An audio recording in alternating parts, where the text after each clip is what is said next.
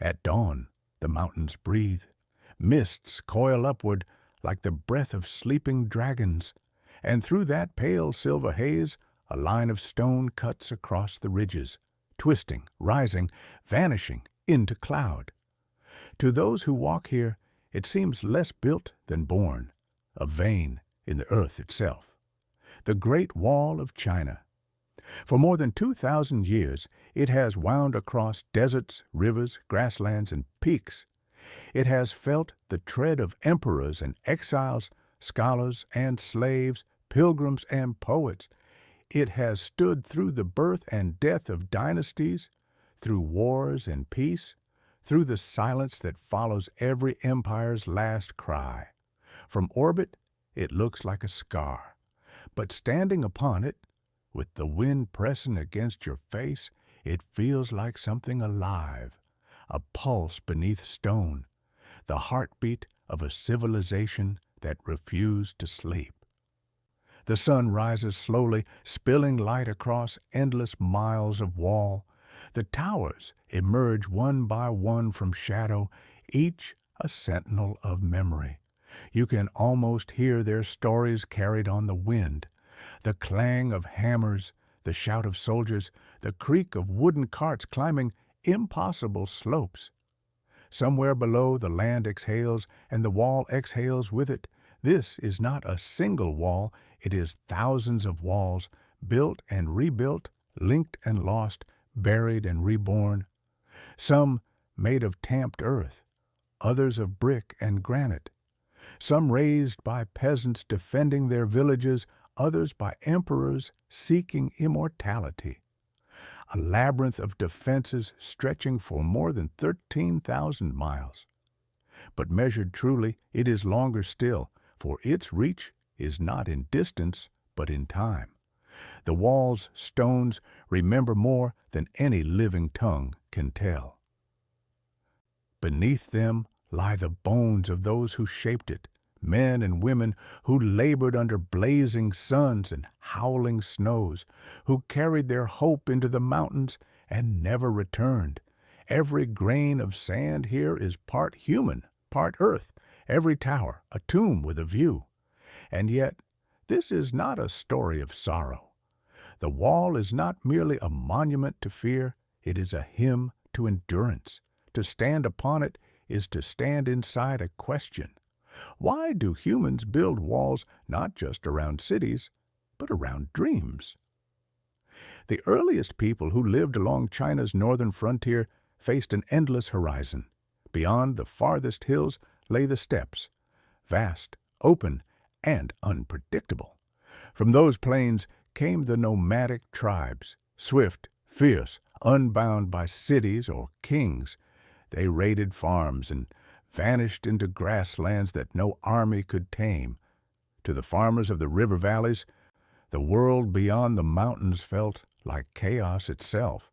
And so, generation by generation, the Chinese built barriers, first of wood and earth, later of stone and fire. They built to survive. They built to remember where the world ended and civilization began. Each wall, each trench, each tower was a heartbeat in the same long rhythm, the rhythm that would one day become the Great Wall. But when you walk it now, centuries later, those distinctions blur.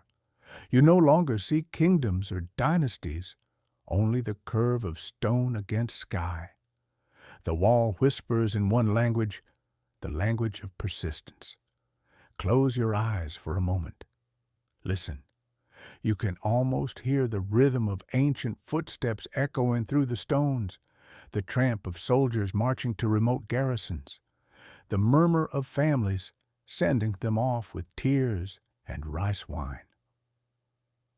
The cries of engineers urging workers onward, the scrape of shovels, the clatter of carts.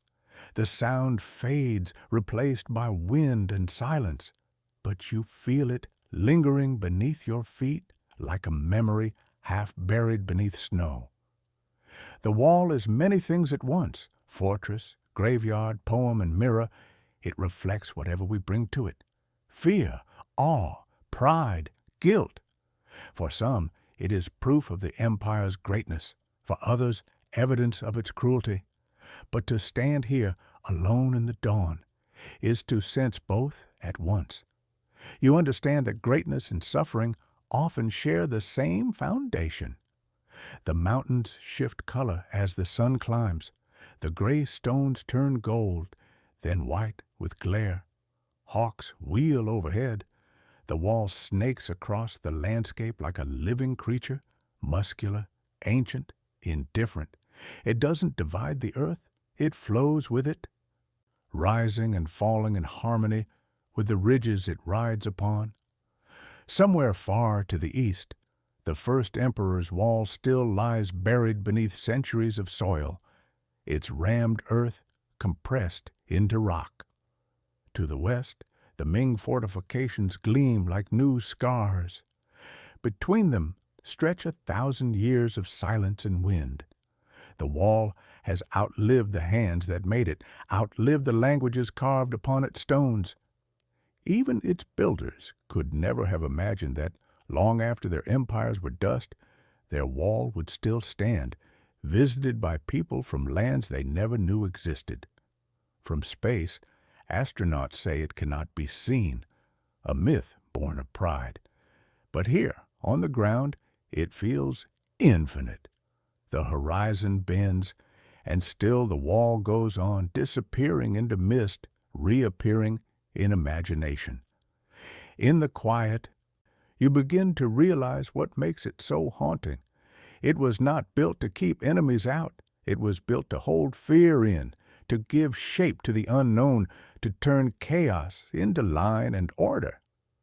Humans have always drawn lines, in sand, in stone, in sky. We build walls because we are fragile, because we believe that if we can define the edge of the world, we can survive within it. But walls do not last. Time seeps through every crack. The mortar loosens, the wind sings through the gaps. The same wind that once carried war cries now carries birdsong. The same stones that once divided nations now welcome travelers who walk them in peace. The wall, once a symbol of separation, has become a bridge, connecting past and present, fear and wonder, life and memory. Somewhere down the slope, an old shepherd begins his morning. His goats wander near the base of the wall, nibbling at the dry grass.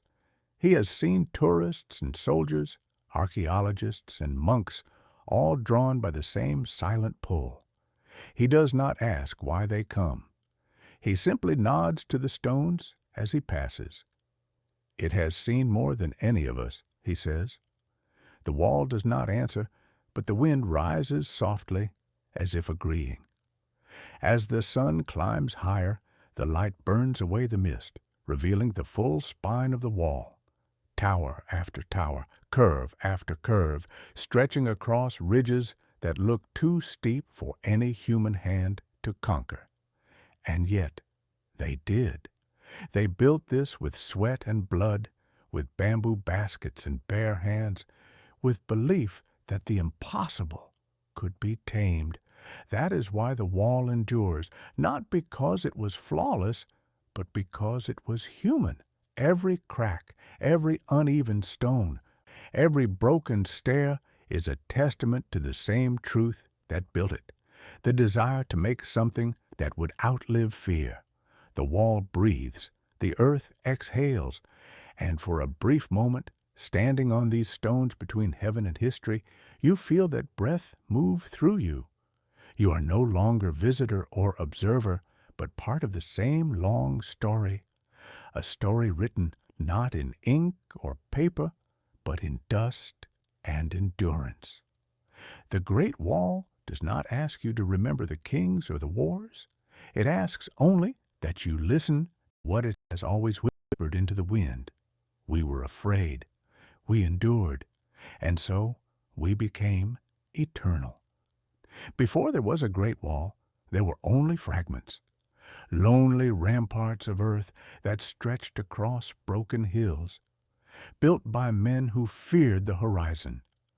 Long before the word China described a single empire, the land was divided into many, the warring states, each claiming the mandate of heaven, each convinced that it alone carried the destiny of civilization. It was the 4th century before Christ, the age of chariots and bronze blades, of philosophers and assassins, of dreams and devastation. The rivers of the north ran red with war, the villages that lined them rose and vanished like sparks from a fire. The land itself seemed alive then, its mountains shifting, its plains echoing with the march of armies. From the western hills came the state of Qin, ruthless and disciplined.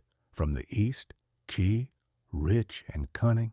From the center, Wei, Zhao, Yan, Han, each fortified by walls, each surrounded by fear. They did not build to keep out barbarians alone. They built to keep out each other. These first walls were not yet stone.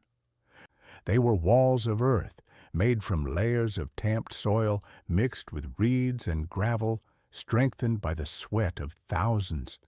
In the north, they ran across barren steppe.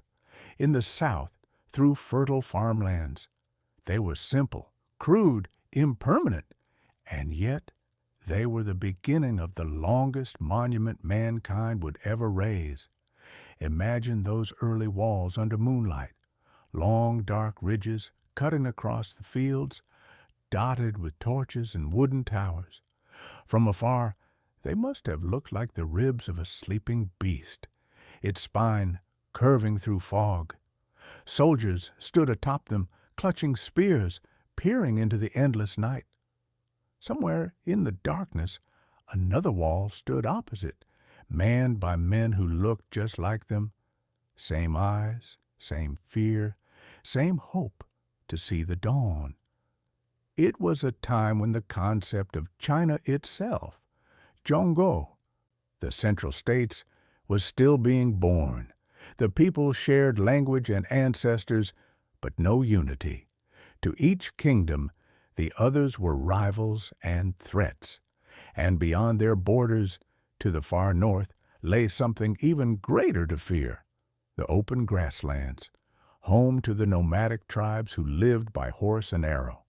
The Chinese called them Hu, a name that meant other, outsider.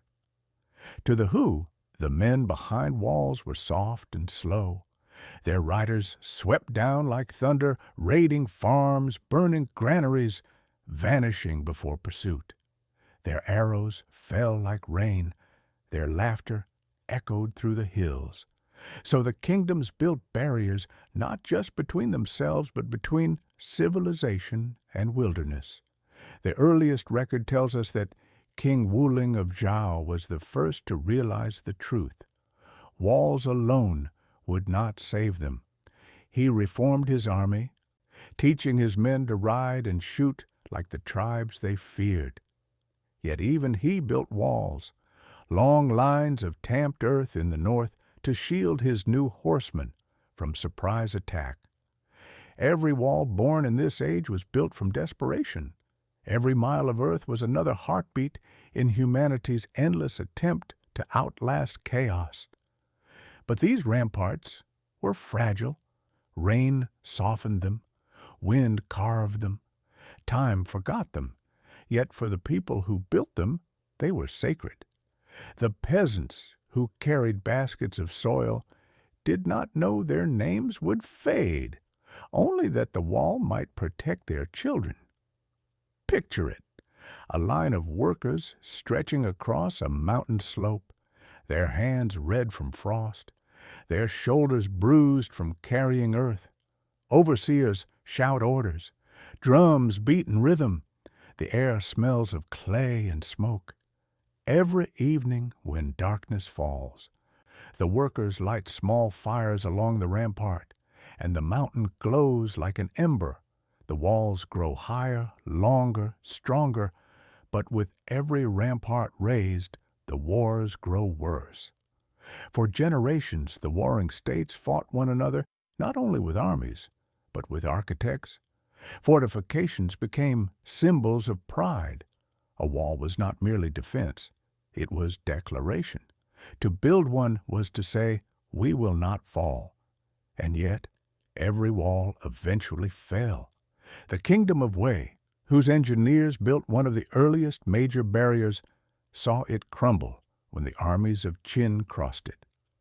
The kingdom of Yan built fortresses stretching from Beijing's northern plains to the sea, only to see them taken stone by stone. The kingdom of Zhao, though strong in spirit, was crushed from both sides, its cities devoured. In the end, there was only one kingdom that learned how to use walls not as boundaries, but as foundations for conquest: Qin.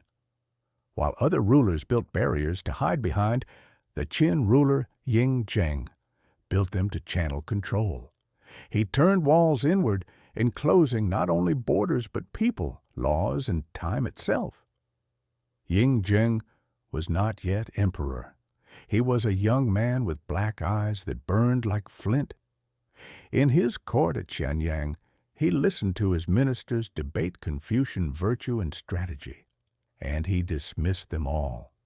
To him, there was no virtue greater than power, no philosophy higher than unity. One by one, he broke the other kingdoms. His generals marched along the old ramparts, using them as roads to invasion. His armies crossed mountains, rivers, deserts, moving with relentless precision. When he conquered Zhao, he took its walls. When he conquered Yan, he took theirs too. Each conquest brought new ramparts under his command, lines of defense turned into the skeleton of something vast. By 221 BCE, the world as China knew it had fallen to him. Ying Zheng declared himself Qin Shi Huang, the first emperor. Under his rule, the scattered walls of the warring states were joined into one colossal serpent of defense stretching thousands of miles. The old earth walls were rebuilt with stone and fire-hardened clay, joined by roads and signal towers. Smoke signals and drums carried messages across horizons once fractured by war. For the first time, the frontier of the Chinese world had a single face, and that face was the wall. But the people did not celebrate. They were sent to build. It is said that 1 million men worked on the first great wall of the Qin. Convicts, peasants, conscripts, an army of the condemned. They labored through winters where the rivers froze and summers where the stones burned their skin. They died by the thousands, buried where they fell. The mountains of the north became cemeteries of silence. When travelers walked there generations later, they said they could still hear the sighs of the dead in the wind. And yet, Qin Shi Huang called it victory. The wall was both sword and shield, proof that chaos could be conquered by will. To the emperor, the wall was not just defense. It was a symbol of control over nature itself. It straightened rivers, cut through mountains, drew borders where the earth had never meant them to be. In the stones, he saw his own reflection, unyielding, immortal, absolute. He had conquered the world, but not time. When the first emperor died, buried in his vast underground mausoleum guarded by terracotta soldiers, his empire began to crumble. Within years, rebellion erupted. The wall, once his triumph, became a tomb for his ambition, but the idea of it endured. Each dynasty that followed would inherit the same question: could a wall ever hold back fate? For the people who survived those centuries of war, the answer was simple. They had seen walls rise and fall like waves. They had learned that peace was not built from stone, but from understanding. Yet the wall remained, because walls once imagined cannot be forgotten. They live in the human mind, part fear, part faith, part memory. In the centuries that followed, poets would stand on crumbling battlements and watch the grass reclaim the earth. They would write that the wall was like life itself, vast, fragile, unending. And so, the story of the Great Wall began not as triumph, but as exhaustion. It was not born from pride, but from the desperate need to survive a world without mercy. From the mud of those first ramparts rose the seed of a myth that would outlast dynasties. A myth that said humanity could build something so vast, so enduring, that even the gods would take notice. But for now, as the warring states lay in ruin and the first emperor claimed the heavens, the workers kept building. The hammers never stopped. The earth kept breathing. The wall kept growing. And the wind, eternal witness to all things, whispered through the valleys, "The wall is not to keep them out. It is to keep us in, to bind our fear so it does not swallow the world." The dawn of the Qin Empire rose not with peace, but with command. Across the valleys of northern China, the air vibrated with a new word: unified. For the first time in history, the warring kingdoms had fallen silent beneath a single ruler. His name was Ying Zheng, but he called himself Qin Shi Huang, the first august emperor. He was not born to serenity. His childhood had been one of conspiracies and blades. When he ascended the throne of Qin at 13, his kingdom was still clawing for survival. Yet his will was already iron. He watched, learned, and struck without hesitation. Within 3 decades, he conquered all rivals, Zhao, Yan, Wei, Han, Chu, Qi, absorbing their armies, languages, and dreams into his own. What had once been many became one. But unity, for Qin Shi Huang, was not enough. It had to be made visible, tangible, eternal. He would bind the world not only through fear, but through stone. In the summer of 221 BCE, he stood atop Mount Tai, the sacred summit where ancient kings had offered prayers to heaven. From that height, the horizon seemed endless, 1,000 ridges fading into mist. He raised his arms to the wind and declared that under heaven there would be one empire, one law, one weight, one script, one road, and one wall. The wall was his answer to chaos. For centuries, northern tribes, the Xiongnu and others, had raided the borderlands, striking from the steppes like storms. The newly unified China was vast but fragile, its seams still raw from conquest. The emperor ordered that the old frontier walls of the former kingdoms be linked together into a single barrier stretching thousands of li. It would guard the empire from invasion and stand as a monument to his eternal reign. He summoned generals, engineers, and tens of thousands of laborers. The orders spread like wildfire. Every province must contribute men, materials, and food. Soldiers laid down swords to take up spades. Farmers left their fields to move earth. Convicts and enemies of the state were sent north to atone through toil. In the emperor's court, his chancellor Li Si, a brilliant but merciless administrator, oversaw the plan. He reorganized the empire into commanderies, standardized measurements, and built a bureaucracy as intricate as the veins of a leaf. Every brick, every tool, every ration was accounted for. Even handwriting was unified. The characters carved into stone became identical across the land.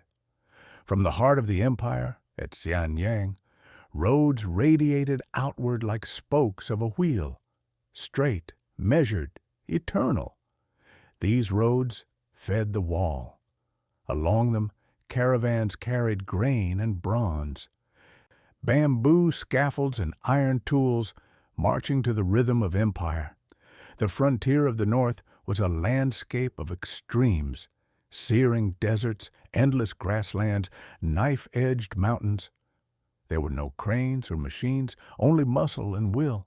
Workers dug foundations in frozen soil, hauled stones up cliffs, and tamped earth layer upon layer with wooden rammers until it hardened like concrete. The Great Wall of the Qin was not the smooth brick serpent we know today. It was raw and earthen, dark against the snow. It followed the contours of the land, rising and falling with each hill. Towers stood at intervals, their fires ready to signal attack. When one beacon flared, the next answered, and the message could race across hundreds of miles in a single night. A primitive but astonishing system of communication, the empire's nerves of flame. From afar, the construction must have looked like a living thing, rivers of men moving across ridges, smoke curling from campfires, songs drifting in the cold. But up close, it was suffering without end. The emperor's decrees were absolute. Anyone who disobeyed, anyone who faltered, was executed. The dead were buried near the site, their bodies compacted into the very ramparts they had built. Legends grew that the wall was mixed with human bone, its mortar red with blood. Historians debate the truth, but the numbers alone speak. Tens, perhaps hundreds of thousands perished in the making. And yet, out of that pain rose something vast and magnificent, a creation so large it defied comprehension. The wall became the empire's shadow, tracing its northern edge through mountains, deserts, and sky. To Qin Shi Huang, it was proof of his divine authority. To the people, it was proof that heaven itself could be forced to obey. Even as he ruled the largest empire on earth, Qin Shi Huang knew no peace. He was haunted by death, by the thought that his work, his unity, might crumble as soon as he closed his eyes. He sought immortality not in metaphor, but in medicine. Alchemists filled his court, promising elixirs brewed from jade, gold, and mercury. He drank them all. Each sip brought poison into his veins, and his paranoia deepened. He forbade anyone to speak of mortality in his presence. He burned books that challenged his authority, philosophies of Confucius, songs of dissent. Scholars who protested were buried alive. But even in his cruelty, there was method. He wanted to erase the past that divided China and replace it with a single future, his.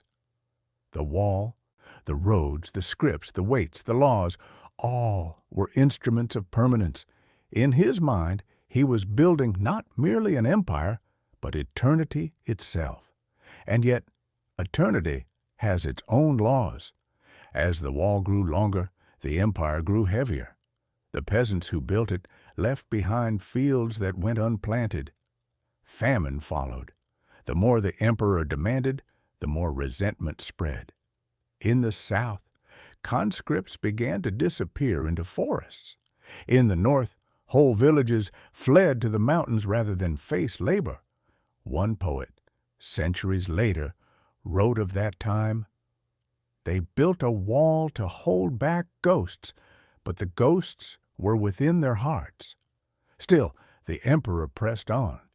He journeyed across his realm in a vast procession, hundreds of chariots, soldiers, and banners. Wherever he went, he left behind steles carved with his proclamations. The people watched in silence as he passed, a man chasing immortality while his empire trembled. During one such journey along the coast in the year 210 BCE, he fell ill. The mercury that was meant to preserve him had finally begun to destroy him. His physicians dared not speak of death. They placed his body in a carriage filled with fish to mask the smell as they returned to the capital. By the time the procession reached Xianyang, the emperor was gone. The man who had sought to bind the world had been bound by it. In death, his obsession took its final form. Beneath a great mound near modern Xi'an, his architects built a city for the afterlife, the mausoleum of the first emperor. Rivers of mercury were said to flow beneath its floors. Stars were painted on its ceiling.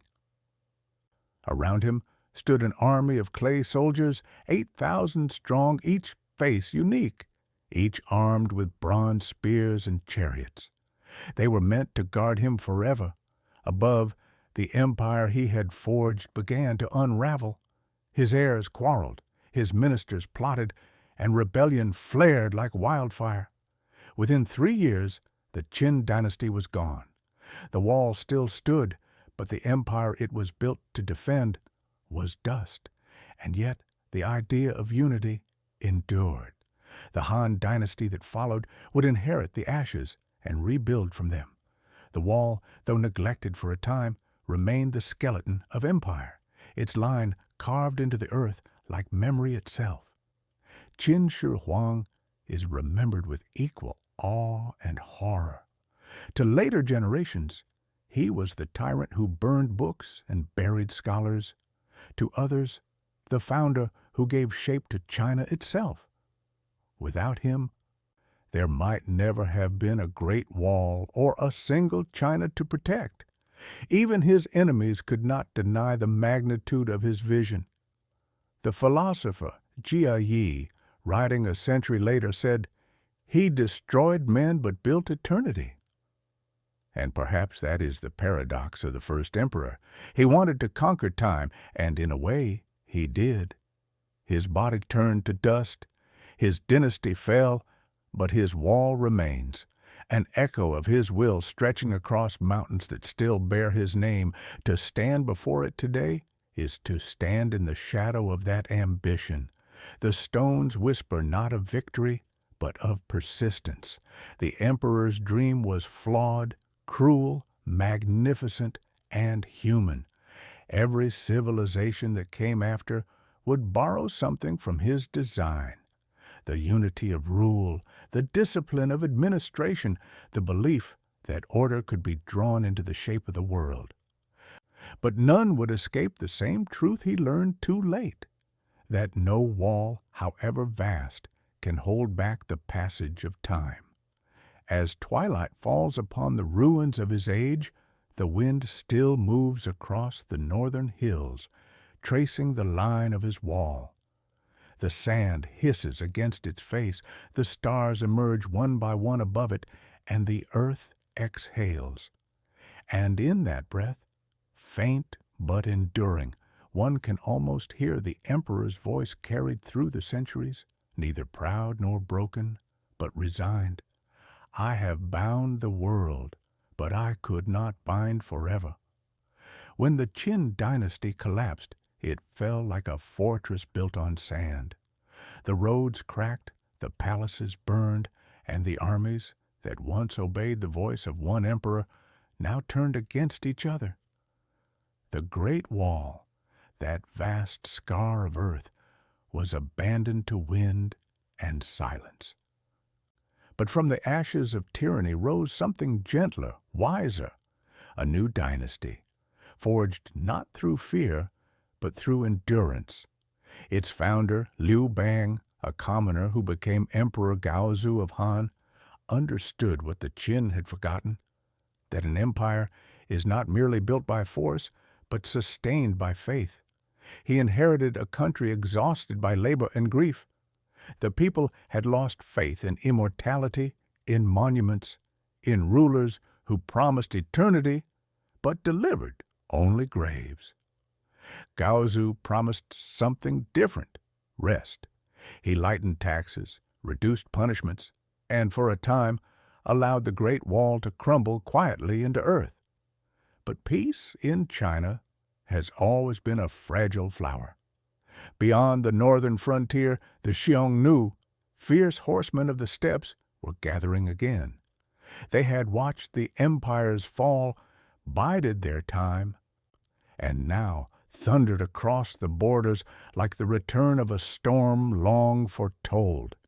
Their riders moved faster than wind. Their arrows fell like rain. They struck from the plains and vanished into distance.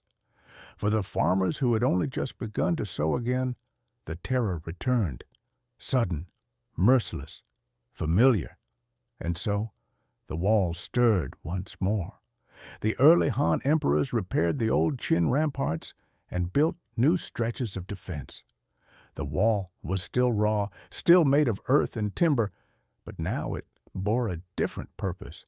Under Emperor Wu of Han, one of the most ambitious rulers in Chinese history, it became more than a barrier. It became a bridge between worlds.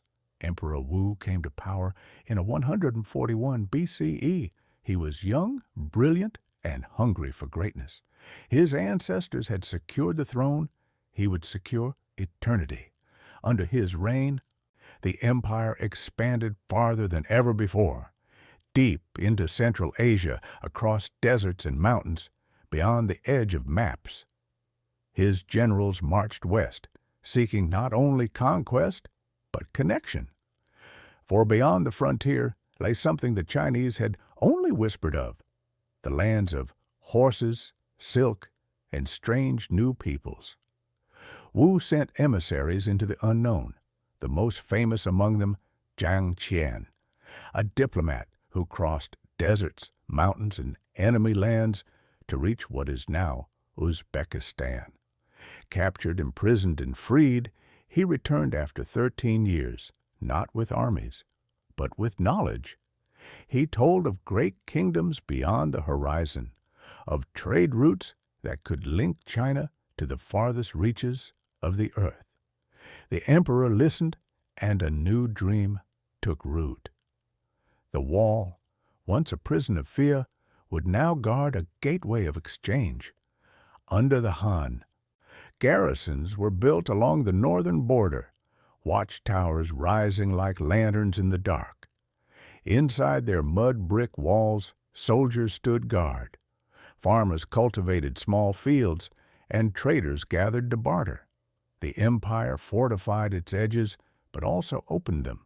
Roads extended outward, connecting frontier towns to the heart of China. Out of these networks, the Silk Road was born.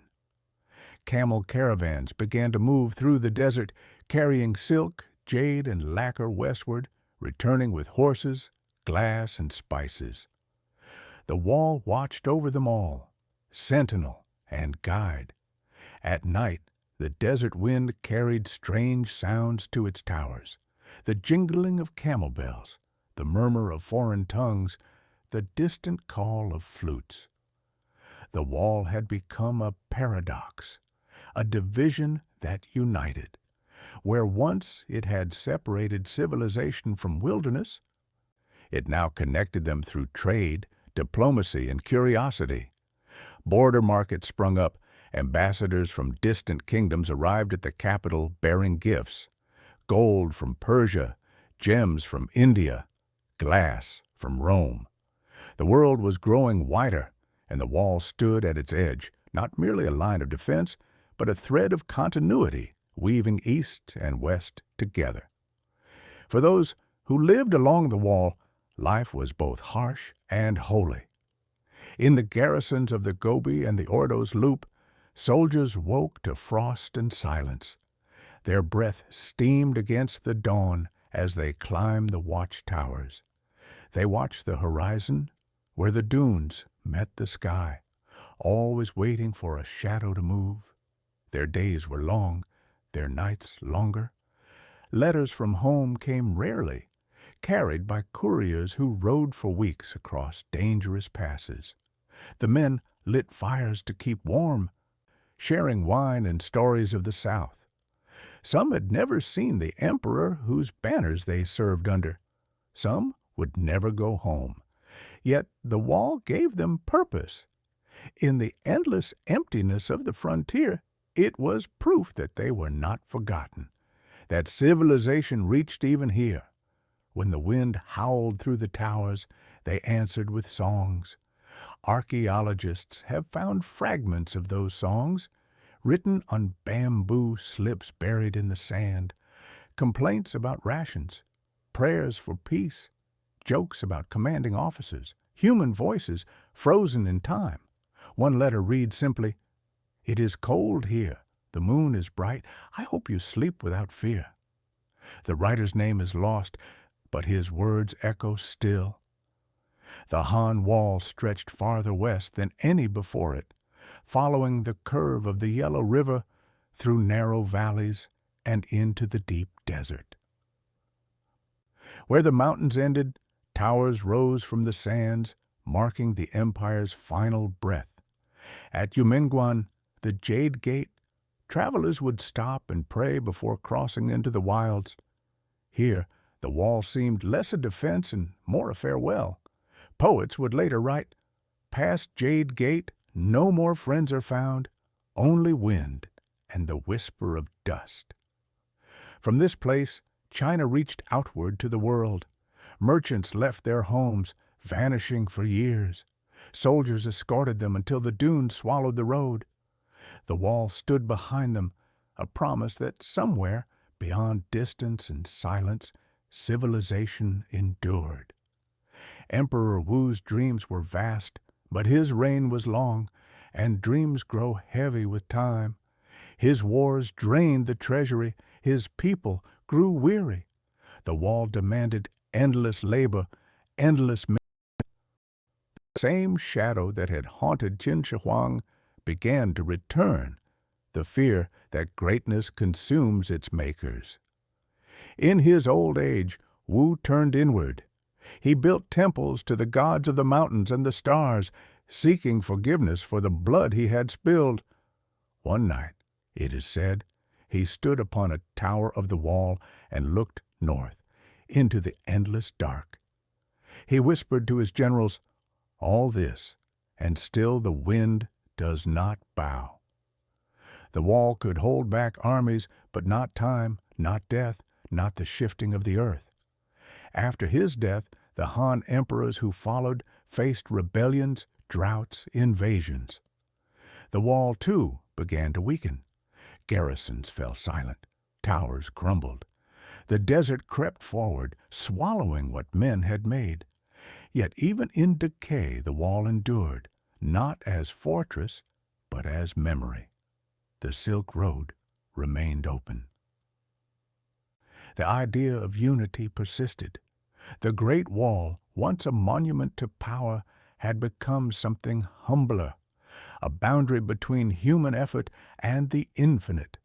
Centuries later, travelers walking those same ruins would find strange traces left behind, toy figurines, clay soldiers no taller than a finger, perhaps made by lonely sentries. Inked messages etched into stone. "I stood guard here in the 3rd year of Emperor Zhao." Even in the empire's decline, its people continued to leave their marks, small proofs of existence against the silence of time. When the Han Dynasty finally fell in 220 CE, the wall fell with it.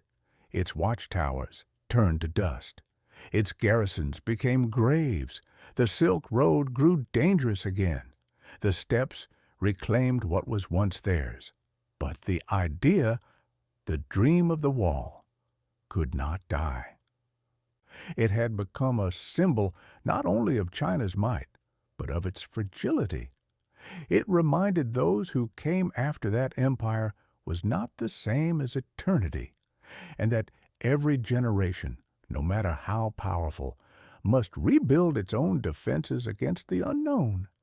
In the centuries that followed, new dynasties would rise and fall. The wall would be rebuilt, abandoned, reborn. But through it all, one truth endured, whispered in the wind that still sweeps across its broken stones. We build not because we are strong, but because we are afraid. And yet, in building, we become strong. There are moments in history when the world itself seems to pause, to hold its breath between ages. After the fall of the Han Dynasty, China entered such a silence. The empire had fractured once more, splintered by ambition, rebellion, and time.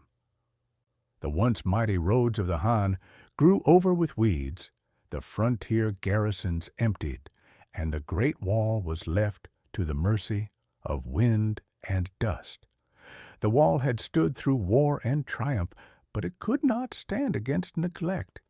Its wooden beams rotted, its packed earth crumbled beneath the rain. Towers sank into the dunes, their bricks scavenged by shepherds and villagers to build homes, barns, and temples. The wall that had once guarded the living became a quarry for the dead, and yet, even as it decayed, it did not vanish. It lingered in memory, a faint line etched into the land and the hearts of those who had once depended on its shadow. The centuries that followed were an age of chaos. The 3 kingdoms, the 16 kingdoms, the northern and southern dynasties. Names came and went like passing storms. Each kingdom called itself the heir to heaven's mandate, yet none endured long enough to claim it fully. For the people, survival became the only form of loyalty. Farmers returned to the soil, soldiers became bandits, and merchants clung to whatever roads remained. The wall, once the spine of empire, was abandoned, too long, too costly, too far from the hearts of those who ruled from temporary thrones. The Xiongnu tribes to the north scattered, replaced by new confederations, the Ruran, the Turks, the Khitan, each carving their own empires upon the steppe. Sometimes they traded, sometimes they raided, sometimes they ruled. In the endless dance between nomad and settler, the wall became irrelevant, a scar left by a dream too large for any single age to carry. But nature is patient. While humans fought and vanished, the earth went on with its quiet work of reclaiming. The deserts crept forward inch by inch, swallowing villages and farmlands alike. Winds that had once carried arrows now carried sand. The towers of the wall became small islands amid an ocean of emptiness, their outlines softened by time. At night, when the moon rose over the Gobi, the ruins glowed faintly under frost. Wolves padded along the ridges where soldiers once kept watch. The wind moaned through the cracks like voices remembering what had been. The wall slept, but silence is never complete. Where soldiers had once marched, monks began to walk. As Buddhism spread eastward from India through Central Asia, the remnants of the wall became guideposts for a new kind of journey, not of conquest, but of enlightenment. Pilgrims followed the traces of the old trade routes, retracing the paths once guarded by Han watchtowers. Among them was Faxian, a monk who set out in the 4th century to seek the original Buddhist scriptures. He crossed deserts, mountains, and foreign lands, passing through the ruins of the wall as if through the skeleton of another world. To him, it was not a symbol of power, but of impermanence. Centuries later, another pilgrim, Xuanzang, followed a similar path, the same journey that would later inspire the beloved tale Journey to the West. He, too, crossed the wall's remnants, noting in his records the decaying towers half buried in sand, and the small shrines that farmers had built beside them. The wall, once a line of war, had become a line of prayer. Where once guards had watched for invaders, monks now lit incense for travelers. The borderlands became sanctuaries for wandering souls, both human and divine. In the stillness of the ruins, the echoes of drums and horns were replaced by the murmur of sutras and the ring of bells. The stones that once divided were now teaching unity in silence. As centuries passed, the pattern repeated. A new dynasty rose, the Sui, then the Tang, and with them came the dream of unity once again. The Sui emperors, though short-lived, briefly restored the wall's garrisons, understanding that no throne could sleep easily without guarding its northern breadth. But it was the Tang dynasty, born in 618 CE, that gave the old frontier a new life. The Tang rulers were children of the north, warriors who had grown in the shadow of the wall and married into the bloodlines of steppe kings. They understood the balance between horse and plow, between nomad and farmer. For them, the wall was not a barrier, but a bridge. They did not fear the frontier, they embraced it. Under the Tang, the Silk Road flourished again. Caravans returned to the old routes, winding past ruined towers now serving as rest stops and markets. Traders from as far as Persia and Byzantium came to the empire's western gates, bringing gold, glass, and ideas. The wall no longer divided worlds. It connected them once more. At Dunhuang, near the western terminus of the Great Wall, artists carved vast cave temples into the cliffs, the Mogao Caves, painting their walls with scenes of Buddhas, bodhisattvas, and travelers. In some murals, the Great Wall itself appeared, stylized, flowing like a dragon, protecting the empire while linking heaven and earth. For the first time, the wall became not just a military symbol, but a part of spiritual geography, a reminder that boundaries could hold meaning beyond fear. But even golden ages fade. By the 10th century, as the Tang dynasty weakened, the frontier fractured again. The Khitan Liao, Jurchen Jin, and Mongol tribes began to dominate the north. Each rebuilt sections of the wall for their own use, patching old scars, claiming them as their own. The wall changed shape, changed name, changed meaning, but it never disappeared. It bent with the times, adapting like the people who lived near it. Farmers built homes beside its stones. Nomads used its towers for lookout posts. Its shadow became part of the landscape, as natural as the rivers and hills. Even when the empires of China fell, even when foreign dynasties ruled from Beijing, the wall remained quietly in place, a memory that could not be erased, a sleeping giant waiting to be needed again. The Mongols would later call it the Long Dragon. The locals simply called it Changcheng, the Long Wall. Through droughts and floods, wars and famines, it stood as witness. During these centuries of quiet decay, Chinese scholars began to rediscover the wall not as a fortification, but as a concept, a meditation on impermanence and endurance. Poets wrote of its melancholy beauty. Historians debated its meaning.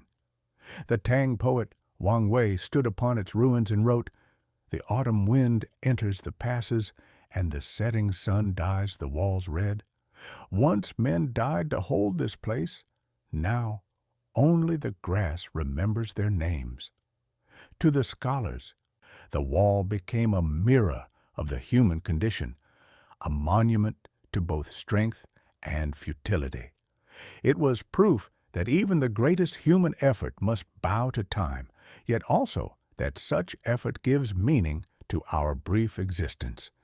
They called it the silent teacher. Every dynasty that followed would interpret it anew. The Song emperors saw it as a relic. The Mongols saw it as a challenge. The Ming would one day see it as salvation. But in this long interlude, these centuries of sand and silence, the wall existed beyond politics, beyond empire. It had ceased to belong to rulers and had become part of the earth itself. Imagine standing on one of its weathered towers around the year 1100. The empire that built it is long gone, The towers crumble, and the desert creeps higher each year. But a traveler passes through, perhaps a trader, perhaps a monk, perhaps a shepherd searching for a lost goat. He stops, rests his back against the cool stone, and looks at the horizon. The sky is enormous. The wind hums through the cracks. In that moment, he does not think of emperors or wars, only of how small and sacred life feels under so much sky. He picks up a loose brick, feels its weight, and wonders how many hands touched it before his. How many lives have passed through this same silence? How many more will? He places it back and moves on, leaving nothing behind but footprints that the wind will soon erase. And yet, that act, that pause, that fleeting recognition is what has kept the wall alive through every collapse. It survives not only because it was built, but because it is remembered. By the time the Mongols swept across the steppes in the 13th century, conquering lands from Korea to Hungary, the wall was already ancient beyond reckoning. To the Mongols, it was little more than an old scar, impressive but irrelevant to their thunder. They crossed it with ease, as rivers cross pebbles. But to the Chinese who watched from the south, its shadow still held meaning. It reminded them that no empire, no matter how invincible, can escape the fate of those who came before. The wall's true lesson had revealed itself, not in strength, but in humility. It had once been a sword, then a bridge, then a prayer. Now, in its long sleep, it became a mirror of the human story. We rise, we fall, we endure.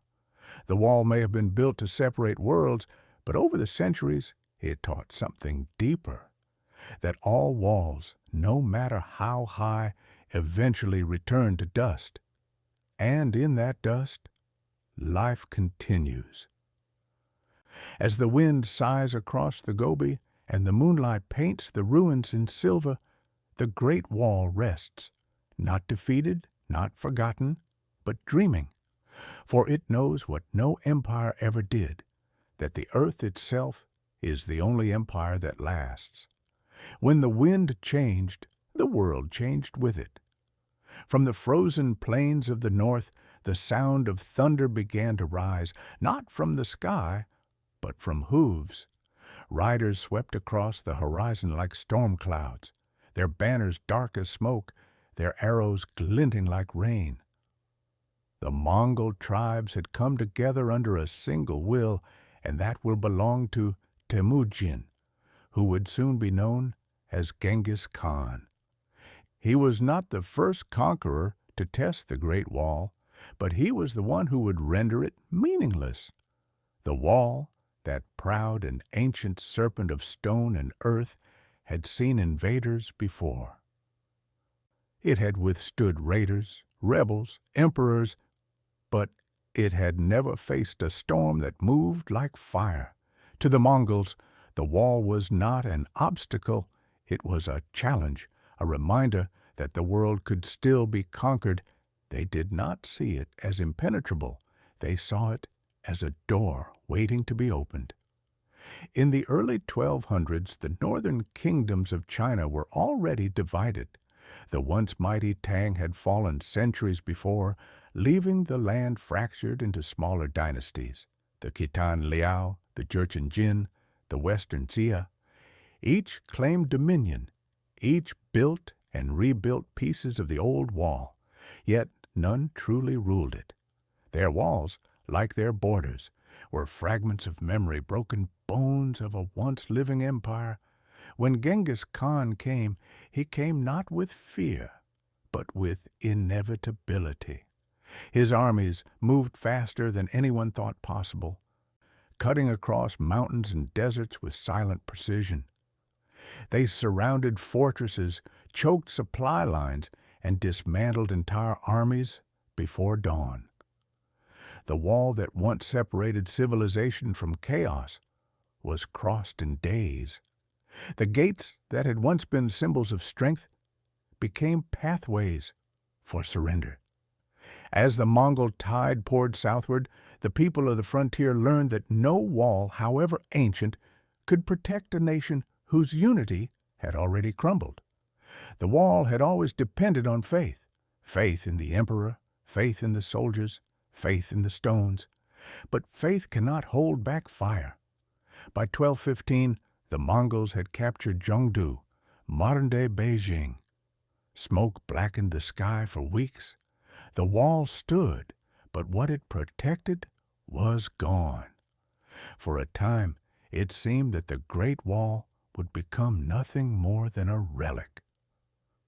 Under Genghis Khan's descendants, China was absorbed into the Yuan dynasty, an empire of horsemen who ruled from Beijing but looked always to the steppe. To them, the wall was useless. They had no need to defend themselves from the north. They were the north. For nearly a century, the wall slept again. Its towers fell into ruin. Its bricks were scavenged to build Mongol barracks and temples. Yet the Mongols, in their arrogance, became what they once despised. The conquerors grew comfortable behind silk screens and marble courtyards. They traded their saddles for thrones, their bows for scrolls. Time, as always, began its quiet rebellion. When the Yuan dynasty fell in 1398, it was not to invaders, but to the people they had ruled. A peasant rebel named Zhu Yuanzhang rose from poverty and war to drive the Mongols from China. When he entered the capital, he bowed to heaven and declared himself the Hongwu Emperor, founder of the Ming dynasty. He inherited not only the throne, but a lesson burned into the land. China had fallen because it had forgotten its borders. The new emperor was a man of fierce discipline and deep suspicion. He distrusted scholars, nobles, and even his own generals. To him, order was survival, and the empire must be guarded against every threat, foreign and domestic. But his successors would transform that suspicion into something grander, something almost sacred, a wall to end all walls. It was under the Ming emperors that the Great Wall as we know it was reborn, not as an earthen mound or a fading rampart, but as a masterpiece of stone and brick, stretching like a living dragon across the spine of China. They called it the 10,000-li-long wall, though in truth it was far longer. Unlike the old walls of the Qin or Han, this one was built with permanence in mind. Its foundations were laid in granite, its watchtowers crowned with battlements, its inner passages wide enough for soldiers and horses to move in formation. Every brick was stamped with the mark of the province that produced it, a symbol of shared responsibility. But it was not unity alone that drove the Ming. It was fear. The Mongols had not vanished. They had only retreated to the northern plains, waiting, watching. The Ming emperors could never forget the humiliation of conquest. They saw the wall as redemption, as a way to prove that civilization could rise again stronger than the storm that once broke it. Under the reign of Emperor Yongle, construction reached a fever pitch. The same emperor who sent fleets of treasure ships across the Indian Ocean also commanded armies of workers to raise fortresses on the coldest, highest ridges of the north. Tens of thousands of men labored in brutal conditions, hauling bricks up slopes so steep that mules could not climb them. Each tower was spaced close enough to signal the next with fire or smoke. Each garrison was stocked with grain, weapons, and messengers. The wall became not a line, but a living network, a nervous system binding the empire's skin. Alongside the soldiers and architects came the artisans. They carved dragons into the stone, painted the towers with bright red gates and inscribed blessings upon lintels. Even amid the cold and hunger, they built with pride. The wall was not merely defense. It was a statement to heaven itself. We will never fall again. And yet, the more magnificent it became, the more haunted it grew. The labor was endless and merciless. Farmers conscripted to build it left their fields to wither. Many never returned. Their bodies were buried beneath the same stones they had carried, their names erased by frost and time. Mothers wept as their sons marched north. Wives lit lanterns that would never be answered. The wall shone in the sunlight, but its shadow stretched across 1,000 broken families. Still, to the emperors, it was worth the cost. They saw it as proof of divine favor, a monument that would keep their realm safe for 10,000 years. They did not see that walls, like empires, rot from within. As decades passed, the wall became part of life itself. Villages grew in its shadow. Markets formed at its gates. Travelers offered prayers at the base of the watchtowers before venturing into the wilds. Poets described it as the spine of the dragon, and pilgrims saw it as the edge of the known world. On quiet nights, soldiers walked its length by moonlight, their lanterns glowing against the frost. They whispered stories of spirits who guarded the wall, ghosts of those who had died building it, forever watching over the empire. The wall no longer separated the living from the dead. It joined them. But even stone cannot outlast human frailty. By the 1500s, corruption began to spread through the Ming court. Officials grew fat on bribes meant for wall repairs. Soldiers sold supplies. Garrisons decayed. The empire turned inward, fearing itself more than its enemies. When the nomads of the steppe, now led by the Manchus, rose once more, they did not batter the wall with cannons. They walked through its gates. In 1644, the Ming general Wu Sangui, defending the pass at Shanhai, faced a choice between rebellion and surrender. Betrayed by his own court, he opened the gates to the Manchus, allowing them to sweep through like wind through an open door. The wall that had taken 2 centuries to rebuild could not stop a single act of treachery. The Ming dynasty fell, and the Qing ruled from Beijing for the next 300 years. And yet the Great Wall remained, damaged, weary, but alive. It had failed as a fortress, but it succeeded as memory. It had become something more than defense. It was a monument to the paradox of all human endeavor, that in trying to build forever, we reveal how temporary we are. The emperors came and went.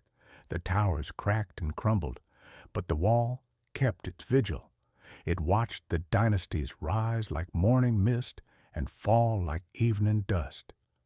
Travelers centuries later would still find its stones warm under the sun, its towers echoing with wind. The wall's surface bore no banners now, only the marks of time, the erosion of rain, the fingerprints of generations who had leaned upon it and whispered prayers. A shepherd's child might climb a tower and gaze out over the plains where the Mongols once rode, the same horizon where empires began and ended. He would see nothing but sky and grass and silence, and in that silence he might feel something larger than history, a sense that the stones beneath his feet were alive, breathing, remembering. The Great Wall no longer belonged to kings. It belonged to the world. And though no emperor could save it, no conqueror could destroy it either. Because the wall was no longer a wall. It was an idea, an unbroken line between the living and the dead, the past and the future. the fear that builds and the hope that endures. It stood not because it kept enemies out, but because it had become part of the earth itself, woven into the wind, the mountains, the dust. The Mongol storm had come and gone. The Ming resurrection had built and broken. But the wall endured, as it always had, as it always will, whispering into the endless sky, "You cannot conquer what has already become the world." The Great Wall, as we see it today, majestic, endless, silent, was not only built from stone and brick, it was built from lives. Every tower, every rampart, every worn step was paid for in sweat and blood, in calloused hands and buried names. Beneath its beauty lies a truth so heavy that even time hesitates to carry it. They called it the Wall of 10,000 Li, but those who built it knew another name, the Long Graveyard. When the Ming emperors revived construction in the 15th and 16th centuries, the empire was still healing from war. Yet again, peasants were torn from their fields and herded north. For every 1,000 men sent, fewer than half would ever return. They built with their hands until the skin split, hauling stones heavier than their hope, climbing mountains steeper than mercy. The laborers worked under overseers who carried whips instead of weapons. If a man faltered, he was beaten. If he fell, he was replaced. And if he died, the earth took him. Some were buried where they fell, their bodies sealed within the wall's foundation, mixed with lime and mud. Legends said their spirits became its guardians, forever watching from the cracks between the bricks. In truth, the wall was not a monument of power. It was a monument of exhaustion. Imagine the sight. Endless lines of workers crawling up a ridge, baskets of stones on their backs, dust rising like smoke around them. Their songs echoed through the valleys, simple laments to pass the hours. One song survived in fragments, written later by a poet who had walked among them. "We build the wall with blood and tears. The stones are cold, the years are long. If heaven has eyes, let it weep for us, for the wind will forget our names." Each sunrise brought new dead. The cold claimed them in winter, heat in summer, hunger in all seasons.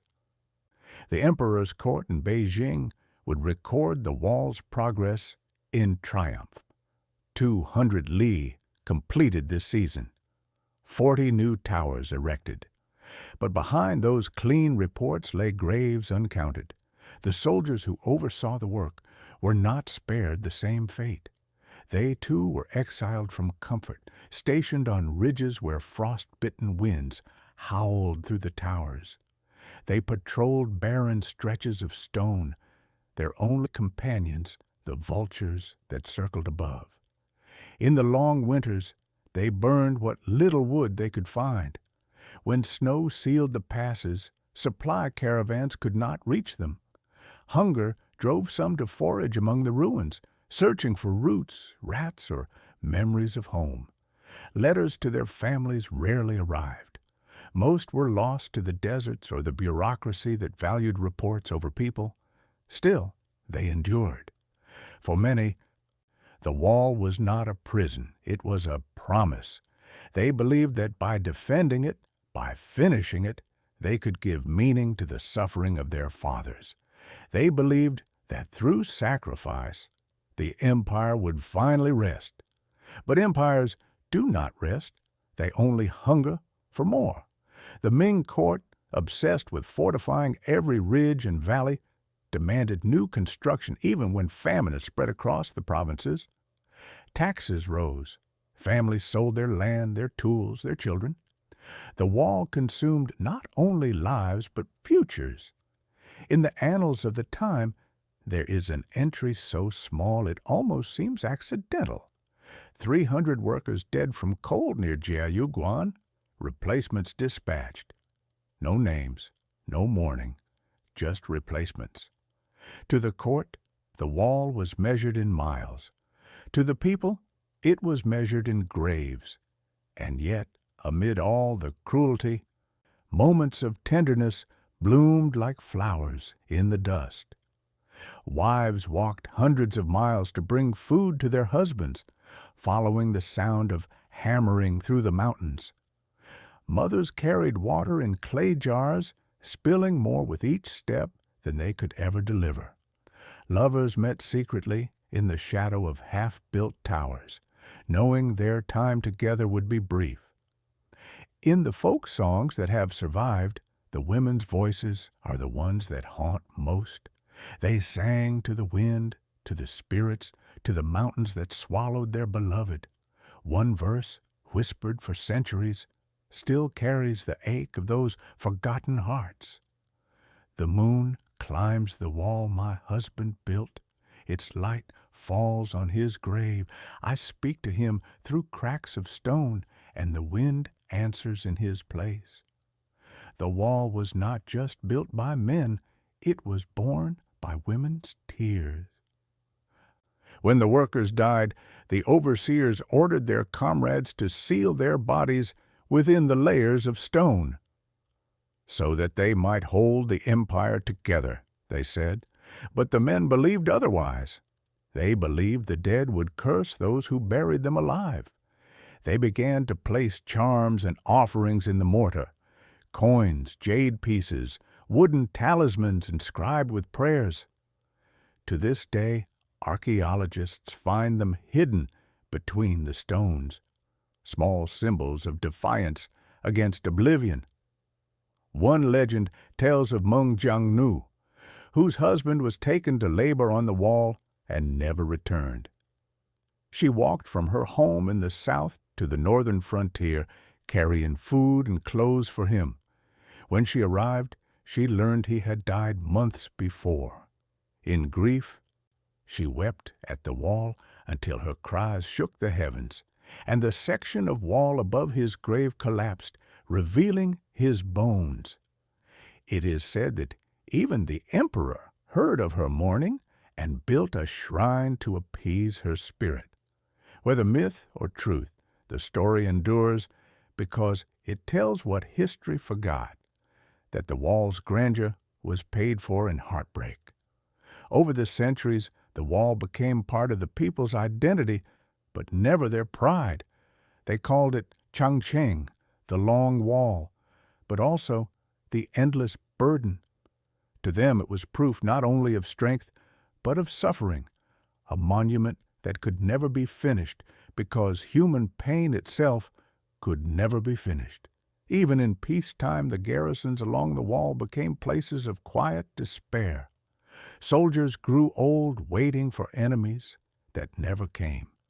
Children were born and raised in shadow, knowing no world beyond the gray horizon. A diary from a Ming sentry found centuries later reads, "I have guarded the wall for 20 years. The wind knows my face better than my wife does. When I dream, I see mountains without end, and when I wake, I find them still here." His words might have been written yesterday or 1,000 years ago. The wall does not tell time, it only keeps it. And yet, despite the suffering, something beautiful emerged from that endurance. The people who built and guarded the wall gave it life. Their stories, their sweat, their bones turned stone into memory. They transformed cruelty into legacy. When foreign travelers first reached its ruins centuries later, they saw only the marvel, the scale, the symmetry, the sheer defiance of nature. They did not see what lay beneath. They wrote of grandeur, not grief. They called it the Great Wall because they believed greatness was measured in size. But the people of China knew better. They knew that greatness was measured in endurance, in how much sorrow a nation could bear and still rise again. The wall, in its quiet way, became a symbol not of empire, but of the people themselves, stoic, scarred, and unbroken. At sunset, when the last light touches the towers, the shadows grow long and the wall seems to breathe. Some say that's when the spirits awaken, the countless souls who never left, whispering through the cracks. Travelers claim they can hear their voices carried by the wind, mingling with the sound of shifting sand. Remember us. We are the wall. They say that if you place your ear against the stones, you can still hear faint heartbeats, steady, patient, eternal. The Great Wall was meant to separate the world, to keep chaos out and civilization safe within. But what it truly separated was illusion from truth. It taught every generation the same lesson, that all glory is paid for, that every empire stands upon bones, that permanence is only an illusion built by hands that tremble. And yet the wall endures, not despite its tragedy, but because of it. The blood that seeped into its mortar made it sacred. The tears that fell upon its stones made it human. The prayers that echoed through its towers made it eternal. The Great Wall may be a fortress of stone, but it is also a cathedral of sorrow, a place where humanity confessed its fear of being forgotten and built something too vast to ignore. Now, when the sun sets behind the ridges and the sky burns gold, the wall glows as if lit from within. And perhaps in that light you can glimpse the truth, that it is not the emperors or their empires that endure, but the laborers who gave their lives for something they would never see finished. Their blood is the mortar, their breath is the wind, their memory is the wall. The Great Wall, reborn under the Ming, stretched like a spine of pride and pain across the northern mountains. For 200 years it had stood, majestic, brutal, and alive.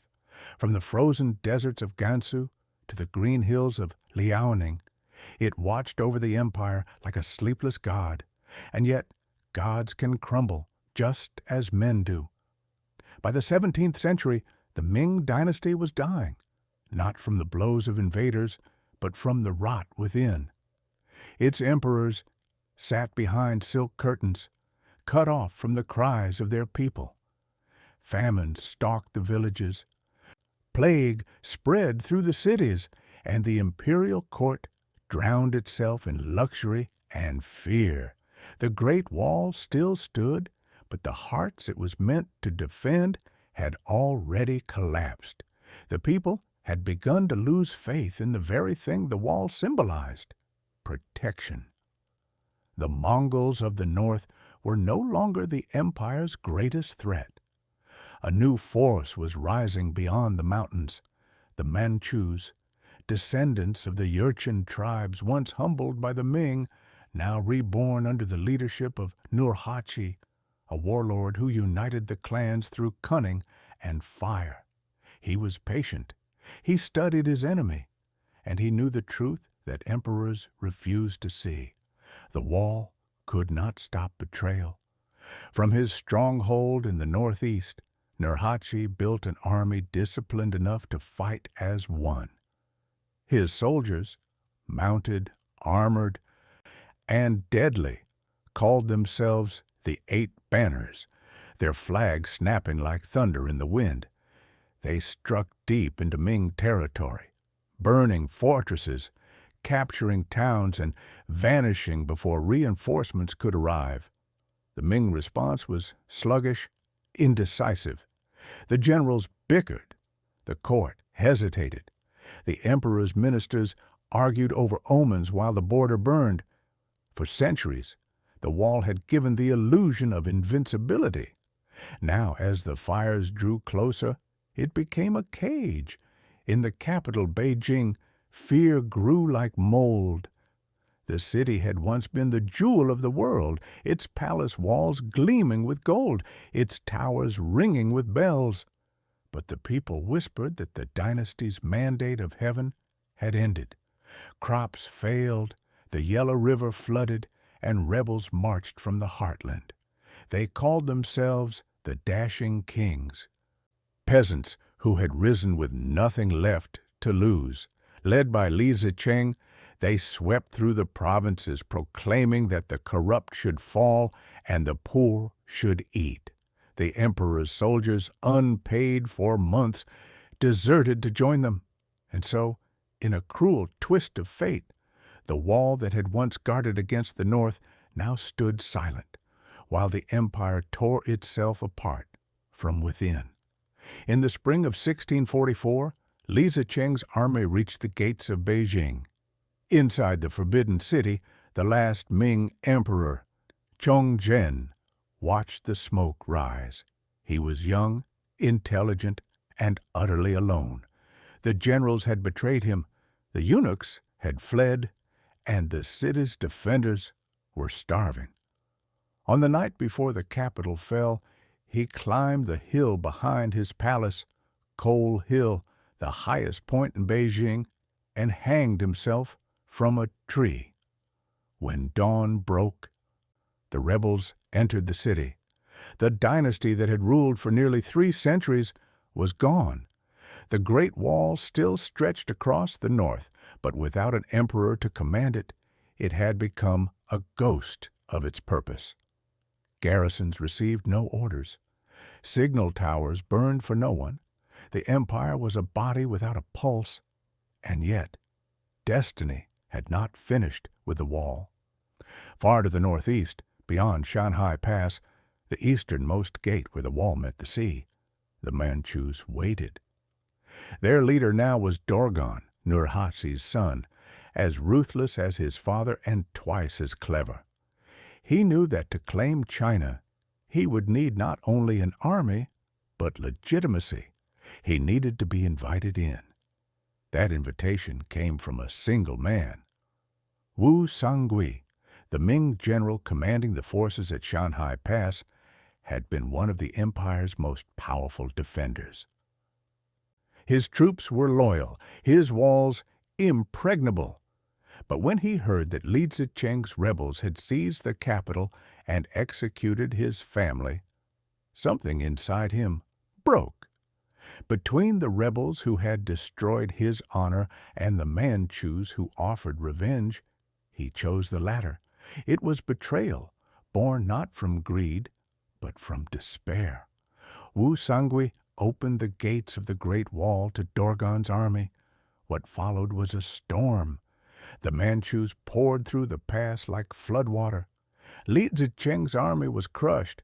The rebels who had burned the empire now burned with it. Within months, Beijing fell again, this time to invaders from beyond the wall. The Qing dynasty was born. For the people, it must have felt like déjà vu. Another empire, another promise, another dawn painted with blood. The wall, that symbol of endurance, had failed again, not because it was weak, but because men were. It was said that when Dorgan's soldiers marched through Shanhai Pass, they touched the stones as they rode, whispering to the wall itself, "You belong to us now." The irony was cruel. The very fortress built to keep the steppe at bay had now delivered the steppe into the heart of the empire.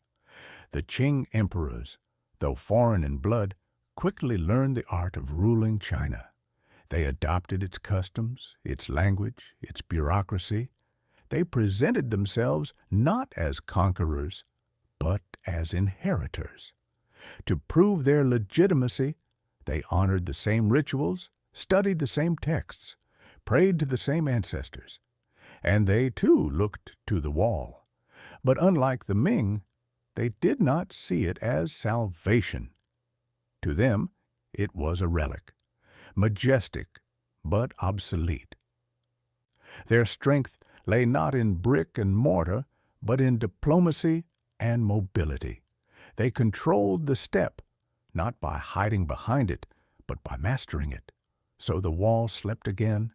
Its towers became the homes of shepherds, its barracks granaries for villagers. Moss crept along the stones, and grass grew where soldiers once marched. The drums of war faded to memory. For the first time in centuries, peace lasted. The empire expanded farther north than any before, all the way to the Amur River and beyond. The wall, though neglected, stood as a silent witness, its presence unnecessary yet undeniable. But the people had not forgotten its ghosts. In the border villages, they still lit incense for the dead each spring, whispering prayers for those who had died building it. They told stories of the spirits who haunted its ruins, of the night fires that sometimes flickered atop abandoned towers, signals sent to no one, from no one. Travelers who walked its length during the Qing years wrote of an uncanny feeling, the sense that the wall was watching them. "It is like walking beside time itself," one scholar recorded, "as if the earth remembers every sorrow it has ever known." By the 18th century, foreign explorers began to arrive, Jesuit missionaries, map-makers, and dreamers from distant lands who had only read of the wall in ancient tales. They came seeking wonder and found melancholy. One French missionary wrote, "The wall is not only a monument of empire, it is a monument of solitude. It tells us that even when mankind builds for eternity, eternity does not promise to remember." The wall had become something new, not a defense, not a symbol of fear, but a story written into the bones of the world. Still, for the Chinese people, the wall carried a quieter meaning. It was the edge of home, the last line between known and unknown. When peasants fled famine, they said they were leaving the wall behind. When soldiers returned from the frontier, they said they had come back within the wall. The empire itself became an idea shaped by those stones, a place defined not by where its borders began, but by where its spirit ended. And yet, beneath that stillness, the wall was changing. Nature was reclaiming it. Wind scoured its faces. Rain cracked its mortar. Roots split its stones. From afar, it still looked eternal. Up close, it was crumbling. In the spring, wildflowers grew between the bricks. In the autumn, shepherds drove their flocks through gaps once guarded by warriors. The earth was taking back what belonged to it. The wall's purpose had died, but its beauty had only deepened. When travelers stood atop it at sunset, they no longer thought of emperors or wars. They thought of humanity, its need to build, to protect, to endure. They thought of the nameless millions whose lives had become one with the stones. The Great Wall was no longer the pride of an empire. It was the memory of a species. It had seen kingdoms rise and fall, dynasties bloom and die. It had seen blood, love, betrayal, faith, despair. It had seen the best and worst of mankind, and in its silence, it forgave them all, because the wall had learned what every empire forgets, that no gate can keep out time. The Ming had fallen not because the wall was too weak, but because the hearts behind it had become hollow. And as the centuries turned and the stars shifted above its ridges, the Great Wall continued to breathe, not as a barrier, but as a bridge between the living and the dead, between what was and what would be. The last dynasty had crossed its gates, the emperors had changed, but the wall remained. It always remained. By the dawn of the modern age, the Great Wall had already outlived everything that once gave it meaning. The emperors who built it were long gone. The armies who defended it had turned to dust. The kingdoms it once divided had become pages in school books, and yet the wall still stretched across the northern frontier, ancient, broken, and impossibly beautiful. The world around it had changed beyond recognition.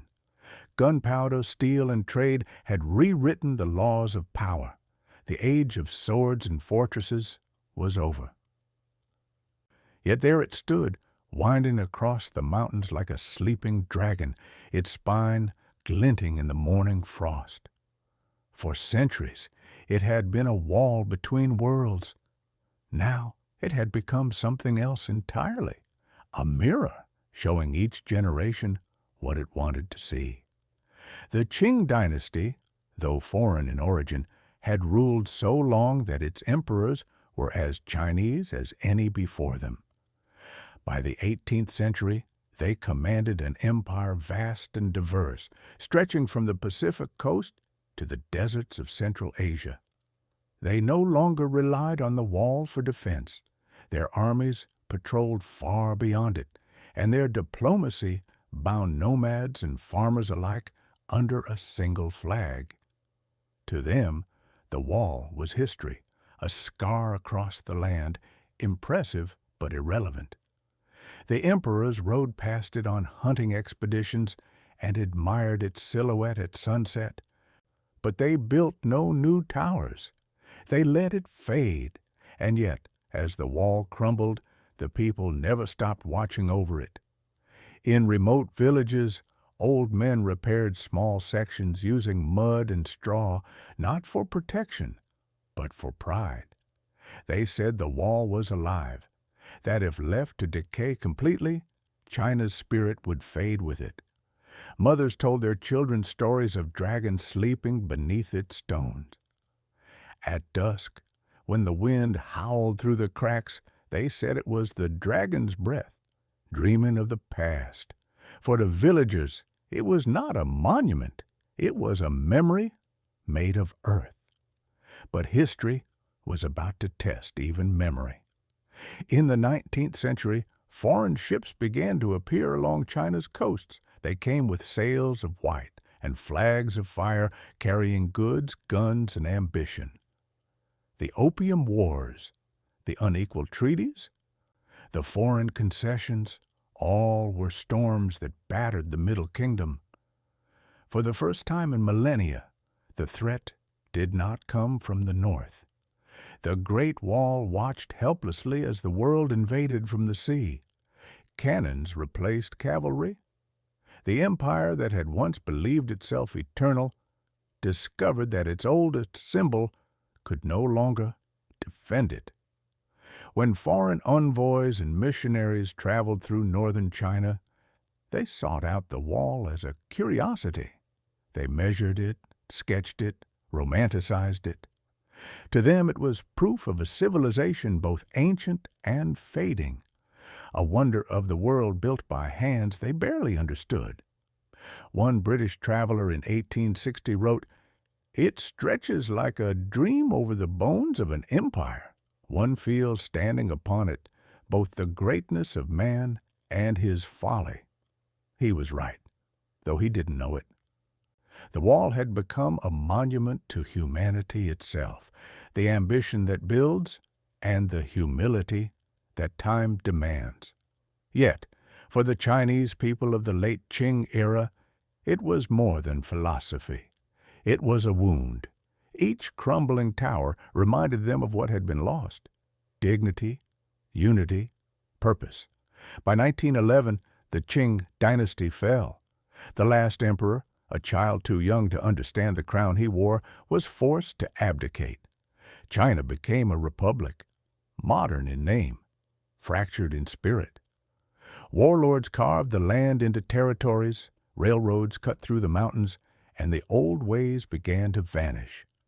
The Great Wall, once the empire's northern spine, was forgotten amid the rush to rebuild. Its stones were quarried for modern roads and houses. Farmers broke down sections to make room for fields. The wall had survived invasions, dynasties, and time, but it could not survive poverty. Still, it endured even as neglect turned it to ruin. During the 1930s, the world caught fire again. Japan invaded from the east, sweeping through Manchuria and toward Beijing. The wall, for a brief moment, returned to its old purpose. Chinese soldiers used its towers as lookout posts, its fortresses as redoubts. In one battle near Gubeikou, gunfire rattled through the same passes where arrows had once flown, but no wall, however ancient, could withstand the modern world. The Japanese crossed it with tanks and planes, leaving smoke and silence in their wake. Once again, the wall watched empires fall. When the war ended, China rose again, not as an empire, but as a people reborn through fire. The new era, the People's Republic, looked at the Great Wall not as defense, but as heritage. It became a symbol of endurance, of the unbroken thread that tied the living to their ancestors. In the 1950s, a poet named Guo Moruo visited the wall and wrote, "You are no longer a shield, you are a poem carved by time." That line captured the shift in meaning. For thousands of years, the wall had been a structure of stone. Now it was a structure of soul. The government began to restore key sections, Badaling, Mutianyu, Simitai, so the people could see not what they had lost, but what had survived. When foreign dignitaries came to visit China, they were brought to the wall. Standing atop its ridges, they looked out across the mountains and saw not division, but continuity. The wall became the face of China to the world, a symbol of perseverance, endurance, and mystery. In 1987, it was declared a UNESCO World Heritage Site, securing its place not just in Chinese history, but in human history. But beneath the recognition, the wall's soul remained unchanged. It was still the same, weathered, lonely, patient. Even now, millions live in its shadow. In small villages tucked between the ridges, shepherds and farmers still walk its length. Their ancestors once built it. Now they care for it in silence. Old men mend crumbling sections with local stone. Children play on its slopes, racing along broken battlements where soldiers once marched. In winter, snow gathers in its crevices. In summer, wild flowers bloom from its cracks. For them, the wall is not a monument of the past. It is part of life. It shelters their fields from wind. It anchors their memories. When storms roll through the mountains, lightning strikes the towers, and the villagers say, "The dragon stirs." Tourists come and go, cameras flashing, laughter echoing where once there were cries of war. But when the crowds leave and the sun sinks, the wall returns to its natural state, silent, solemn, eternal. The villagers know that at night the wall breathes. They say if you listen closely, you can hear the hum of the old drums beneath the wind, the rhythm of hammers, the voices of the builders singing to the moon. In the 21st century, the Great Wall is more than stone. It is memory made visible. It stands as proof that endurance is not the same as perfection, that beauty can come from pain, that unity must be rebuilt generation by generation. Scholars have called it the geography of civilization, but poets call it the backbone of the world. It is both. The wall has no enemies left to keep out. The wars it once fought are over, their empires gone.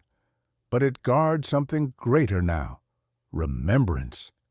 It reminds all who walk upon it that every nation, every people, every dream is built from countless small acts of labor and sacrifice. It reminds us that nothing built by human hands is truly eternal, and yet some things come close. In the rising dawn, the wall glows gold. From a distance it looks unbroken, endless. But when you walk its length, you see the cracks, the missing stones, the patches repaired by villagers. It is imperfect and therefore human. That is its final truth. The wall endures not because it is flawless, but because it carries the story of those who built, broke, and rebuilt it again and again. It is not merely a monument of China.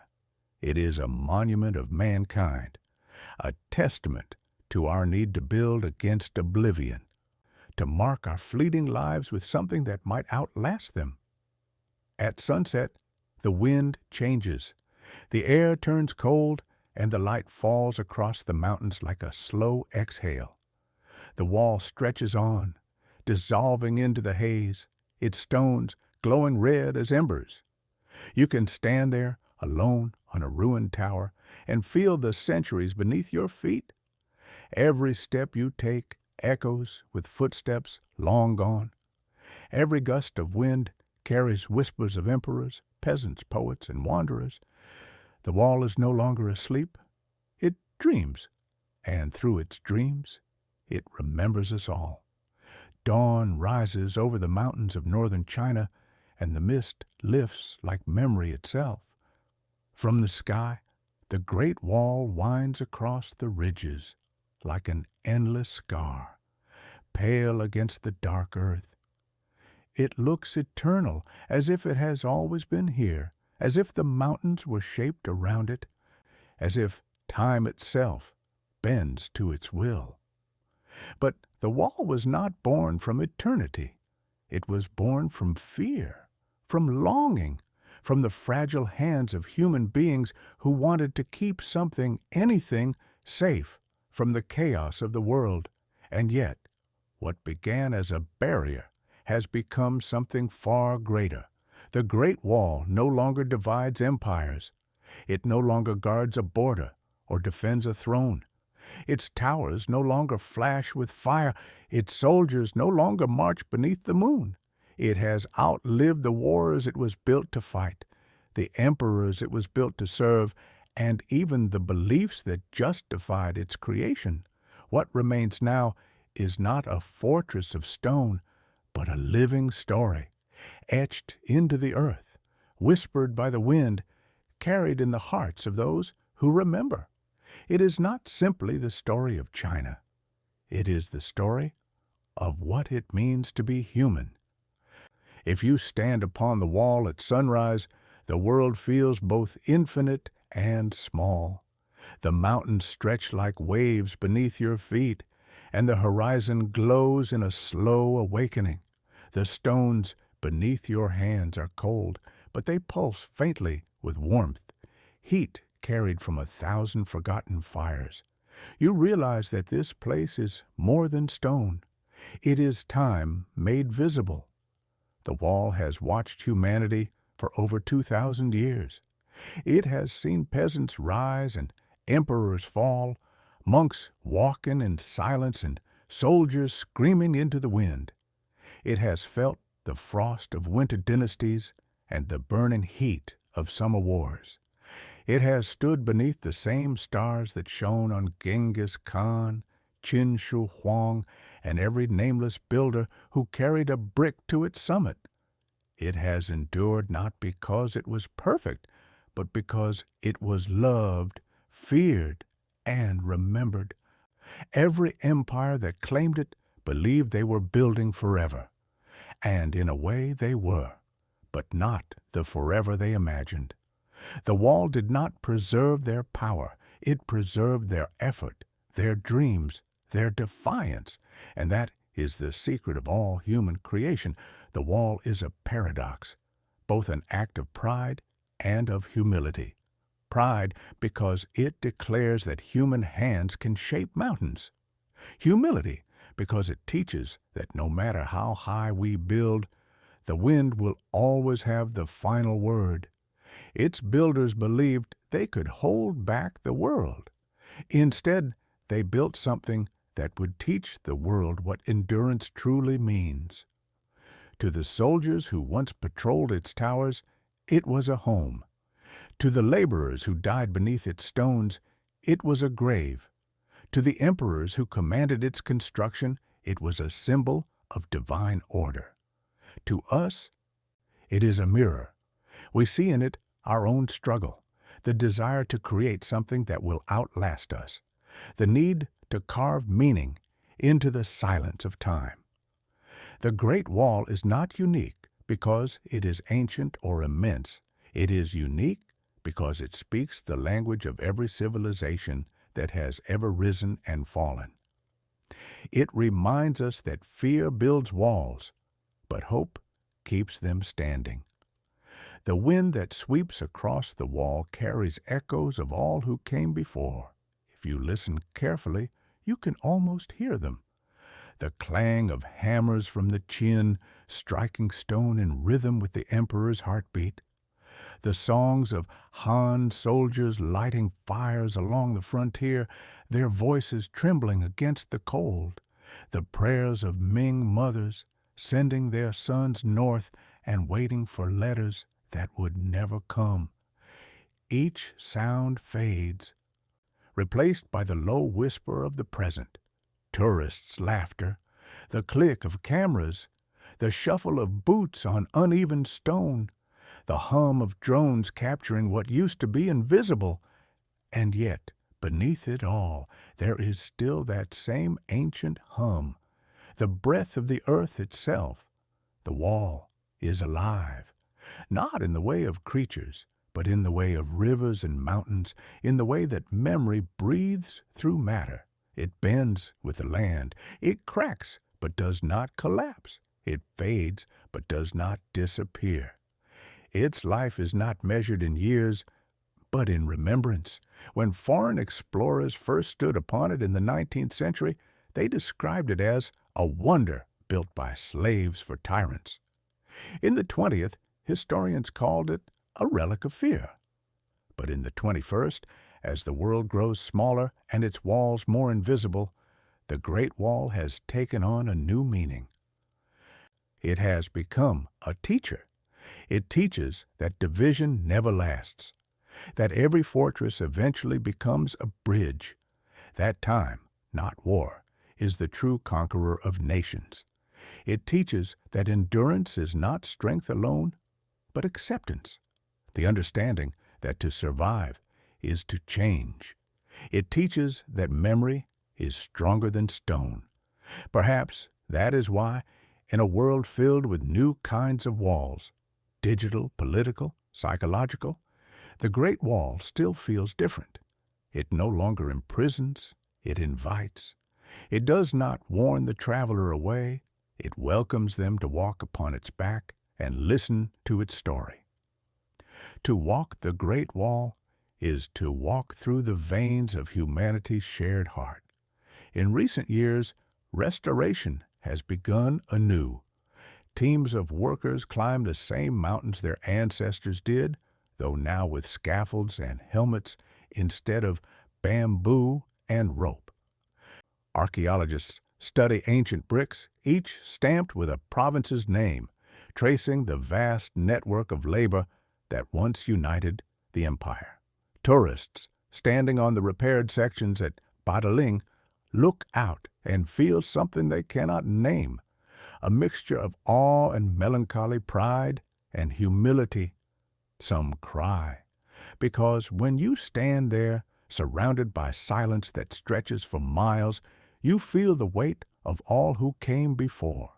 You understand that every civilization builds its own wall, whether of stone or belief or memory, and you begin to wonder not what this wall kept out, but what it kept in, what dreams, what fears, what hopes were locked behind it.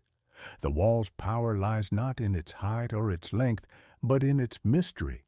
It hides as much as it reveals. It makes you question where safety ends and imprisonment begins, where legacy ends and forgetting begins. In its endless repetition of stone upon stone, it mirrors the rhythm of life itself: work, loss, endurance, renewal. The poets have always understood this. Centuries ago, Levi stood upon the frontier and wrote of the wall. The desert wind has no mercy. The stones remember every name. Men come and go like seasons, but the wall dreams on. Later, In the Ming era, another poet wrote, "Do not praise the wall for its height, but for the hands that bled to raise it, for even a single stone laid with love can outlast 1,000 thrones." Their words remind us that the wall was never about perfection. It was about persistence. And that is why, even as the world races toward the future, the Great Wall still speaks to us.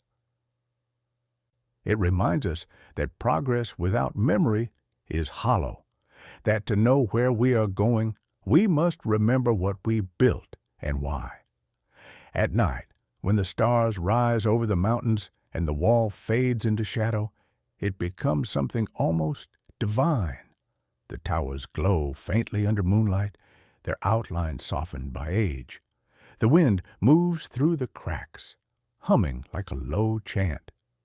The night smells of earth and cold air and time. If you stay long enough, you begin to feel the wall breathing with you. Its rhythm becomes your own. You are no longer standing upon it. You are part of it, just as those who built it are part of you. And then you understand the truth that the wall has always known. Nothing built from fear can last, but everything built from purpose can endure. The Great Wall was once meant to hold the world out.